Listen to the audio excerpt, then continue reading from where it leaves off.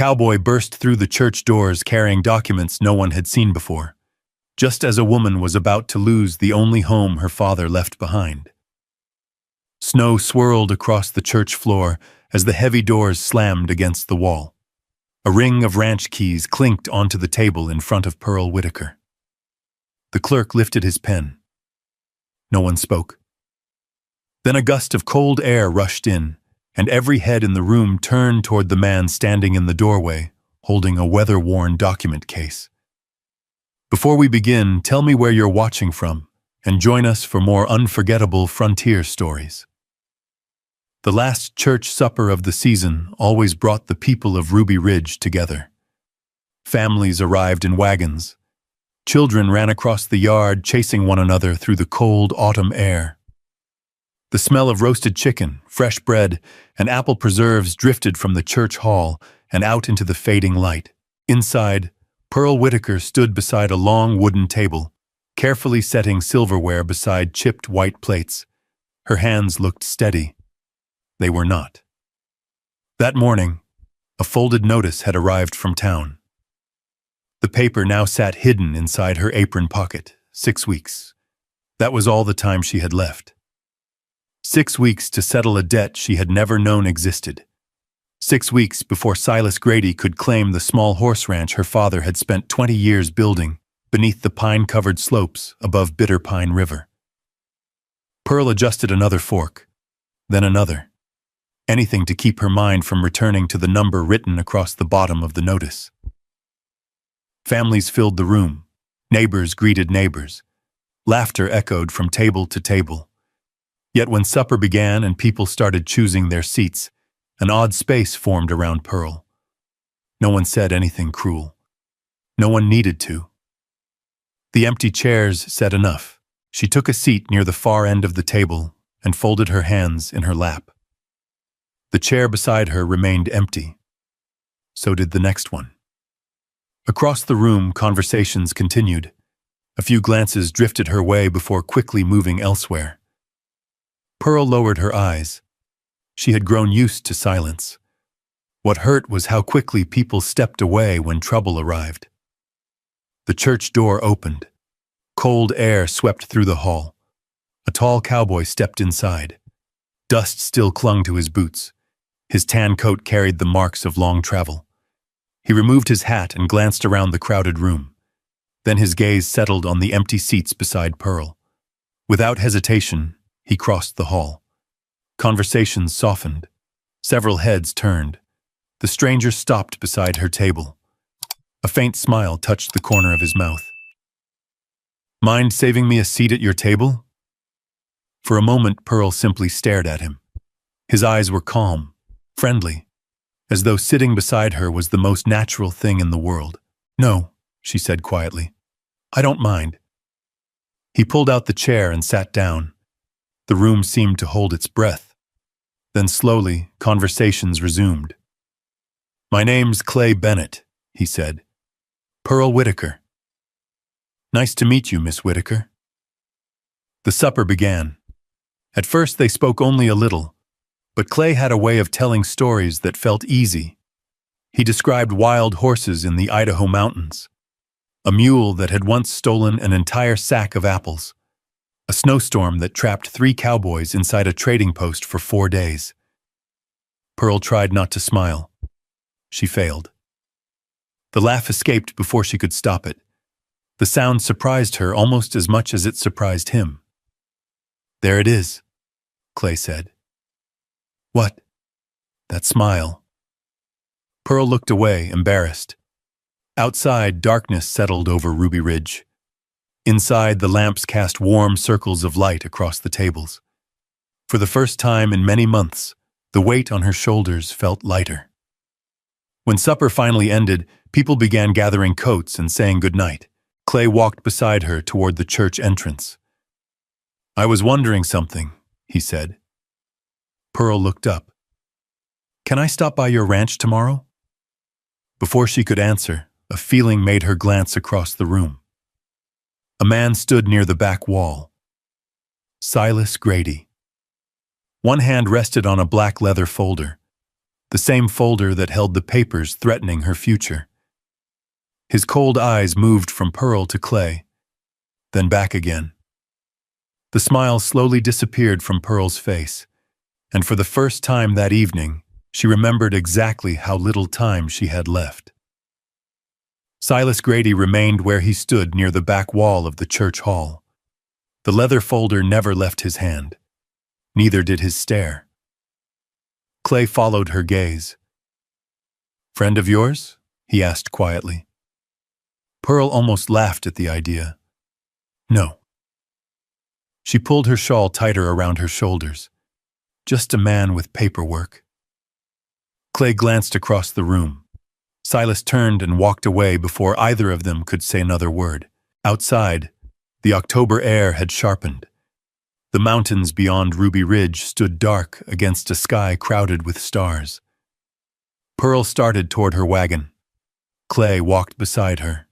Neither spoke for several moments.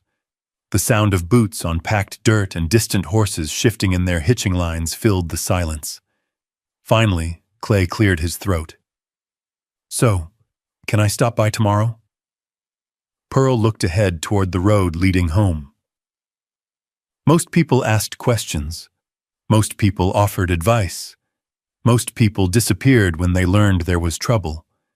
Yet this man was asking if he could come back. "If you want to." His smile returned. "I do." The next morning arrived cold and bright.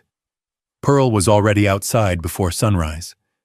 The ranch sat at the base of the eastern ridge where pine trees climbed toward the mountains. Frost covered the fence rails. A thin layer of ice floated across the horse trough. She carried a bucket toward the barn when she heard hoofbeats. At first, she thought she imagined them. Then a chestnut gelding appeared through the gate. Clay Bennett sat in the saddle. Right on time. He tipped his hat. "Morning." Pearl stopped walking. "You actually came." Clay looked amused. Was there some doubt? She set down the bucket. "A little." His grin widened. "Fair enough." Within half an hour he was repairing the broken front gate. No speeches, no flirting, just work. He removed his coat, rolled up his sleeves, and set new hinges into place while Eddie Whitaker hauled tools from the shed. Eddie was 16 and suspicious of almost everyone, especially strangers. Yet by midday he was handing Clay nails and asking questions about horses. "You really rode all the way from Idaho?" Eddie asked. "Further than that. See any grizzlies?" "2." Eddie's eyes widened. Pearl watched from the porch while cleaning harness straps. The scene felt strangely ordinary, as though Clay had been there before, as though he belonged. The thought unsettled her. Around noon they shared coffee from enamel cups near the barn. Clay sat on an overturned feed bucket. Pearl remained on the fence rail. The horses shifted quietly behind them. A red mare stretched her neck toward Clay. He scratched her forehead without interrupting the conversation. "She likes you," Pearl said. "She likes the apple in my pocket." Pearl looked at him. "There's an apple in your pocket?" Clay produced it with a guilty expression. The mare immediately tried to steal it. For the second time in 2 days, Pearl laughed. The sound lingered in the cool air. Later that afternoon, dark clouds gathered over the mountains. The first storm of the season was coming. Everyone in Ruby Ridge could feel it.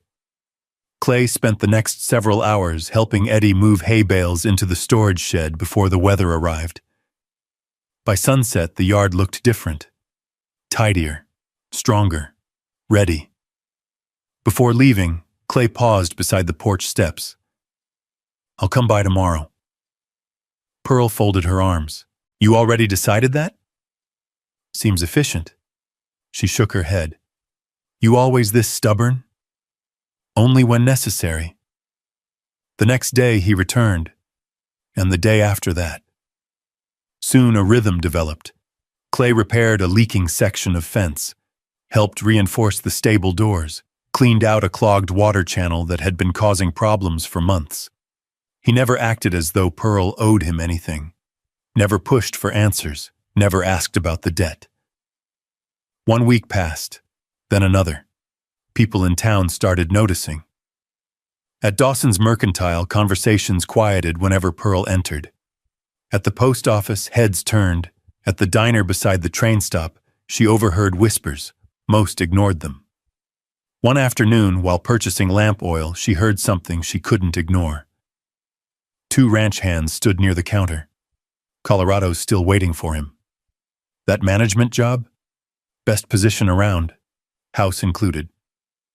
Pearl slowed. Thought he'd taken it.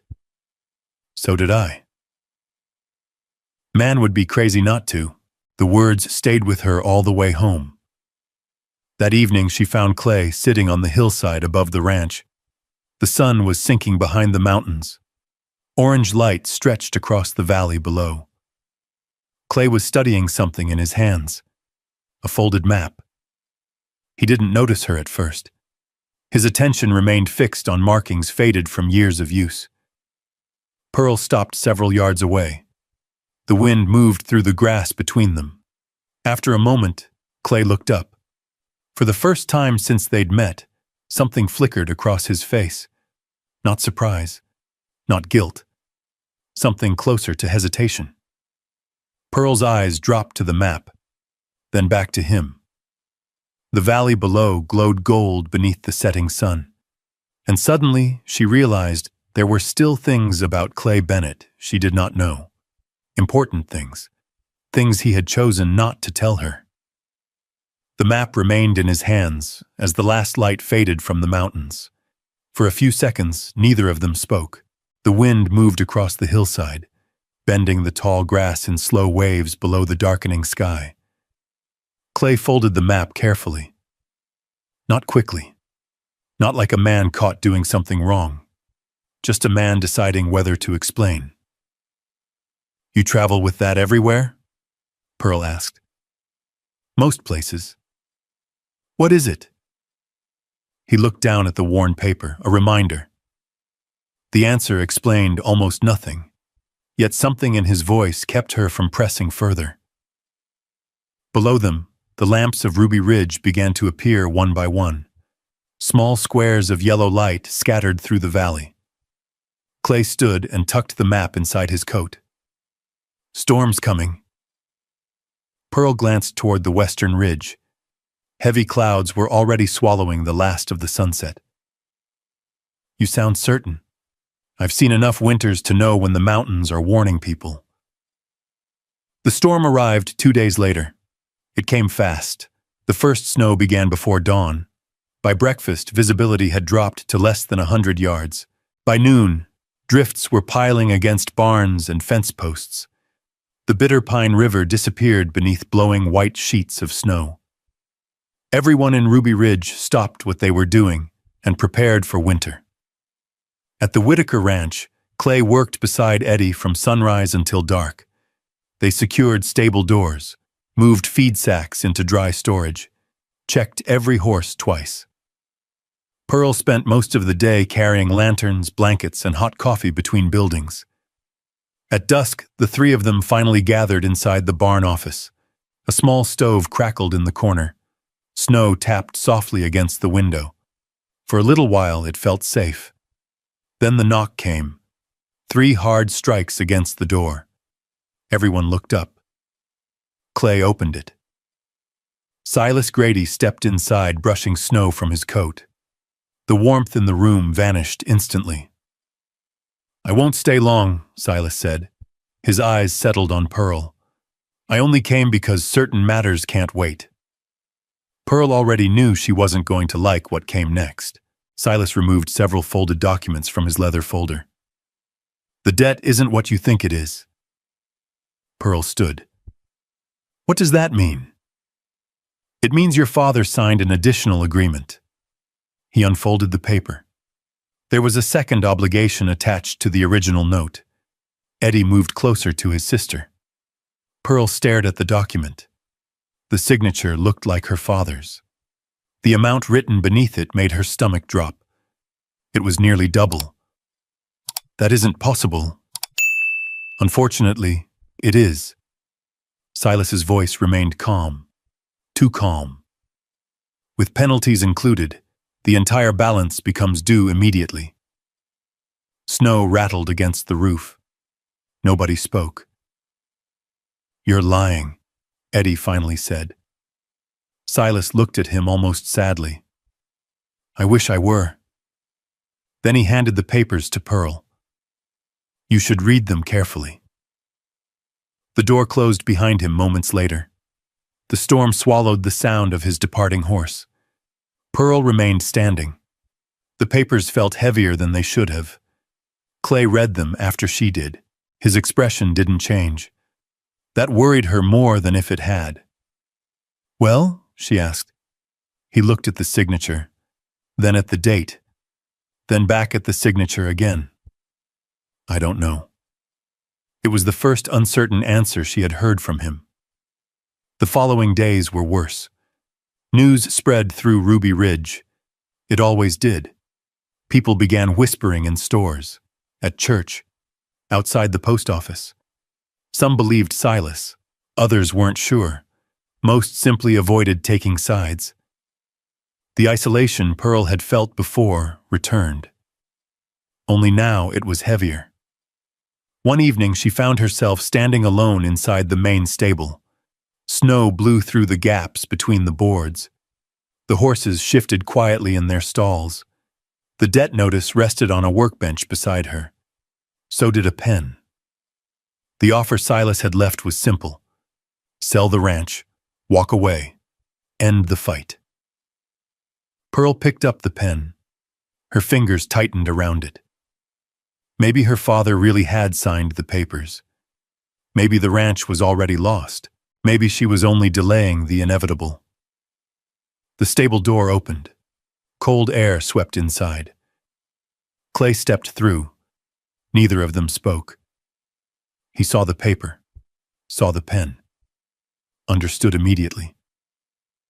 Pearl lowered her eyes. "I can't keep doing this."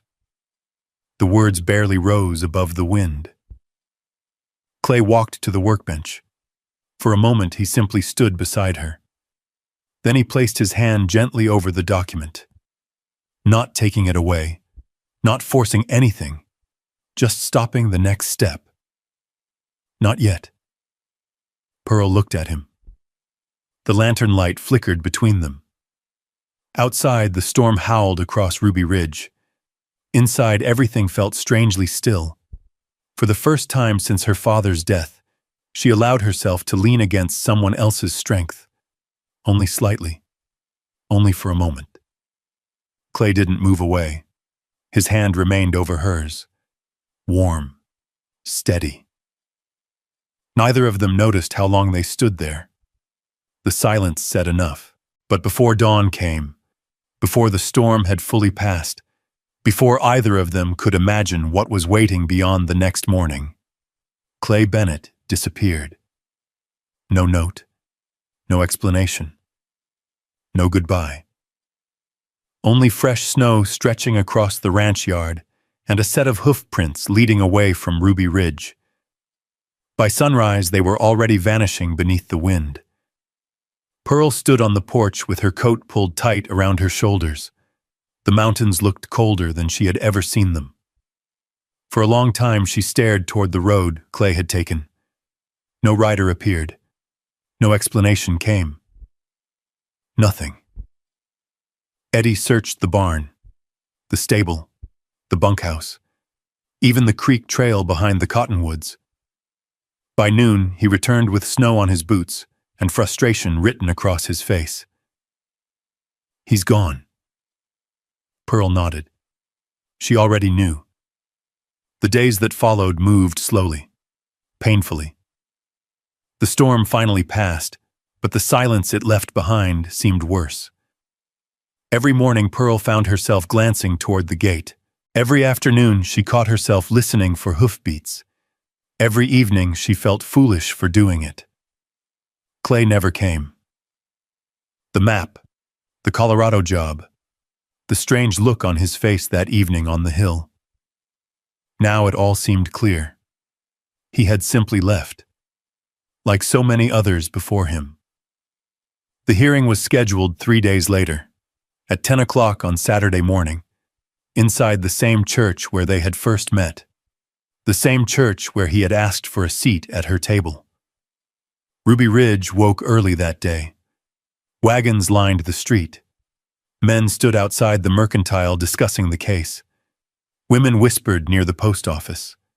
Everyone knew what was about to happen. By 9:30, the church hall was already crowded. Pearl arrived with Eddie. The room quieted as she entered. Not completely, just enough to notice. Silas Grady sat near the front. A lawyer from Helena occupied the chair beside him. Several folders rested neatly on the table. The debt papers, the alleged contract, witness statements. Everything looked organized, prepared, permanent. Pearl took a seat near the back, the same place she had occupied so many times lately. Alone.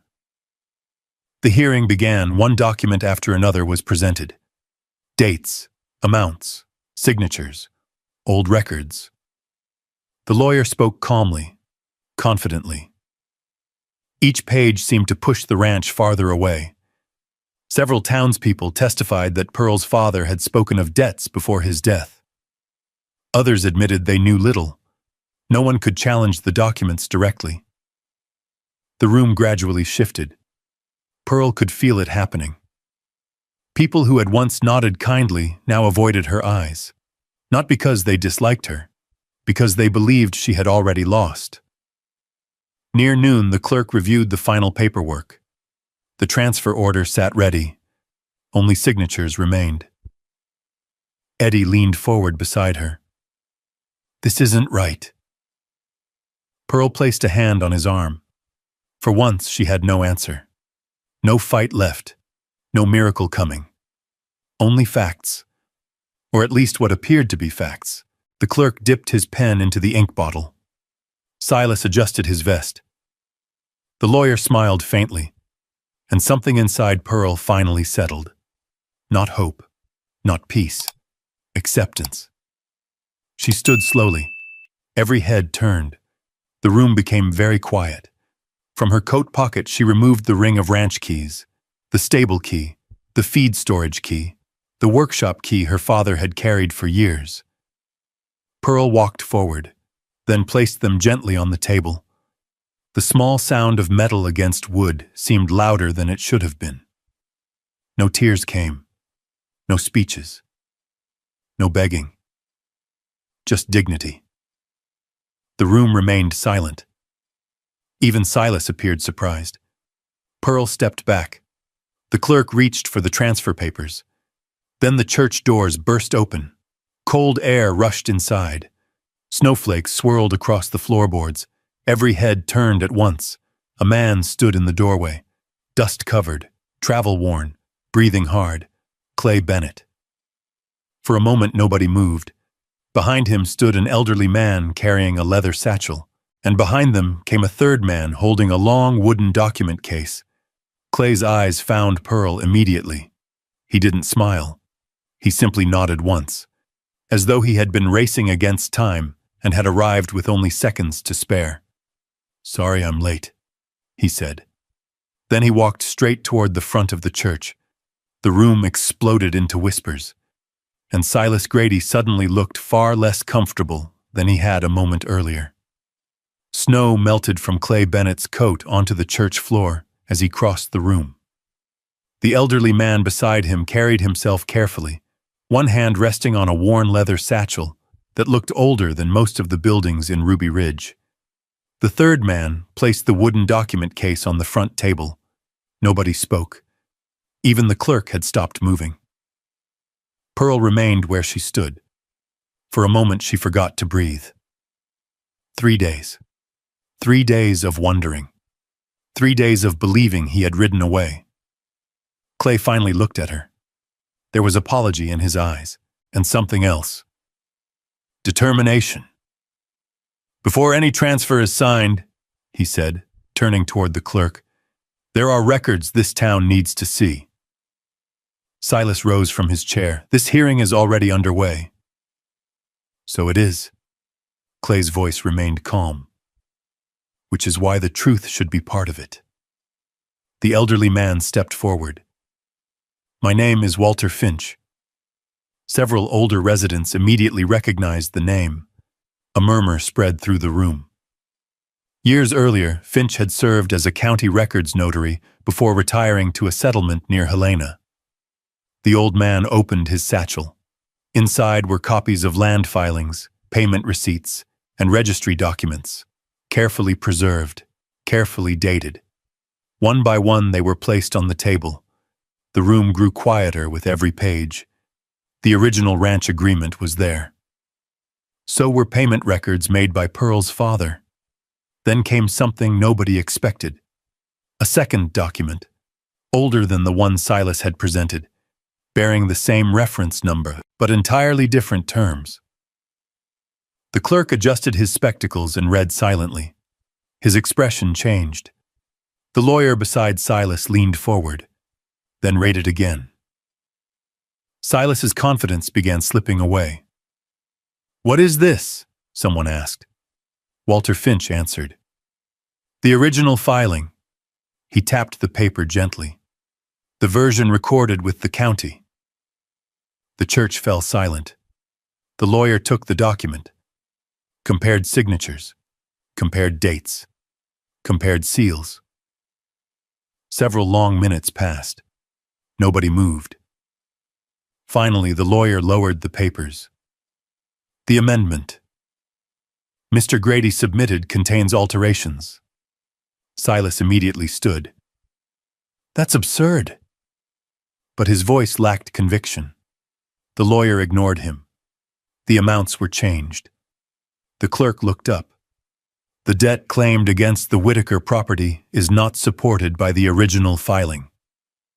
A ripple moved through the crowd, like wind crossing tall grass. Pearl gripped the back of a chair. She wasn't sure her legs could support her. The clerk reviewed the records once more. Then he placed Silas's documents aside. "Ownership of the Whitaker Ranch remains with Miss Whitaker." The room erupted. Some gasped. Others began talking all at once. Silas sank back into his chair. For the first time since Pearl had known him, he had nothing to say. Eddie let out a laugh that sounded suspiciously close to a sob. Pearl closed her eyes, only for a second, just long enough to feel the weight lift. When she opened them again, Clay was still watching her. Hours later, the church had emptied. Snow reflected moonlight outside. The town had finally settled. Pearl found Clay standing alone near the hitching rail. His horse waited nearby. The same chestnut gelding, the same saddle. Yet somehow everything felt different now. "You could have told me," she said softly.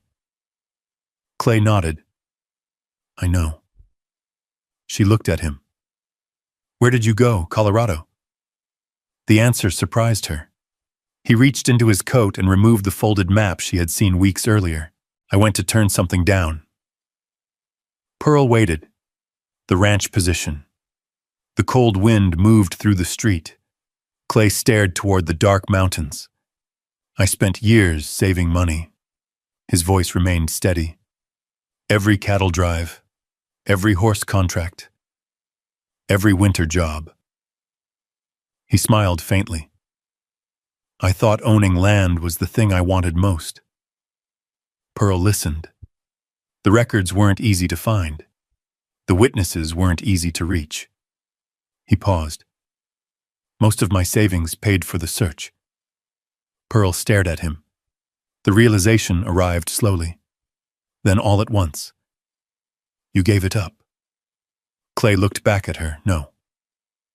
His smile softened. "I gave up one dream." Silence settled between them. Comfortable. Warm despite the cold. Spring arrived slowly in Ruby Ridge. Snow retreated from the hillsides. Grass returned. The Bitter Pine River swelled with mountain runoff. Life moved forward, and so did they. 1 year later, the church hall filled again for the annual supper. The same tables, the same lamps, the same familiar room. Pearl sat in her old seat near the end of the table. Only this time, the chairs around her weren't empty. Neighbors greeted her. Children ran through the hall. Laughter drifted from every corner. The church door opened. A familiar cowboy stepped inside. Clay crossed the room, pulled out the chair beside her, and sat down. His eyes met hers. That familiar smile appeared. "Still saving me a seat?" Pearl didn't answer immediately. Instead, she reached into her pocket. A small ring rested in her palm. Simple, honest, like everything that mattered. She placed it gently on the table between them. Clay looked down, then back at her. Neither of them needed another speech. The answer was already there. Around them, the supper continued. Plates clattered, coffee poured, people laughed. But for a moment, it felt as though the entire world had narrowed to one table. One promise. One seat that had never truly been empty. And one place where both of them had finally found what they had been searching for all along. Home. When I think about Pearl and Clay, I don't really think about the ranch, the debt papers, or even the courtroom victory. I think about that empty chair. Because sometimes the biggest moments in our lives don't begin with a grand speech or a dramatic rescue. Sometimes they begin with someone quietly choosing to sit beside us when everyone else walks away. Imagine yourself in Pearl's place. Imagine carrying a burden nobody seems willing to share. Imagine believing you've been left behind, only to discover that someone saw your struggle and stayed anyway. Not because it was easy, not because it benefited them, but because your future mattered to them. Maybe that's the lesson hidden inside this story. We spend so much of life searching for certainty, yet healing often arrives in much smaller ways. A hand resting over a document before a mistake is made. A promise kept without being spoken. A person who returns when every reason says they should keep writing. Real love isn't always loud. Sometimes it's a choice made over and over again, especially when nobody is watching. If this story stayed with you, I'd love to know. What moment touched you the most? And if you'd like to spend more evenings listening to stories about courage, second chances, quiet devotion, and the unexpected places people find belonging, you're always welcome to join us again. There are many more journeys waiting just beyond the next trail.